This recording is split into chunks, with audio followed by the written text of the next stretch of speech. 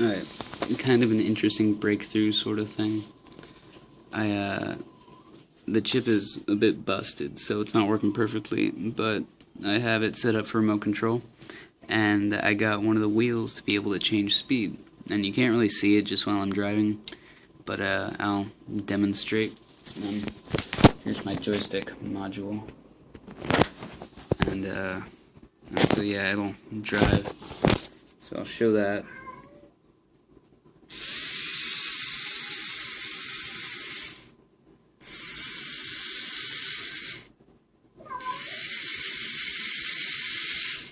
Alright, now here's you can kind of see the different speed that will show.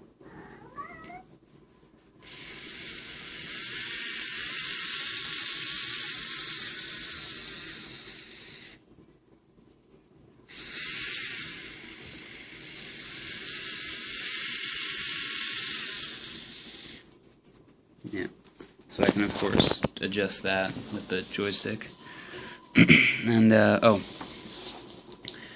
And this is pretty much like an Xbox controller and joystick, so you can click it in, and sometimes the horn will work. Cool. Bye bye.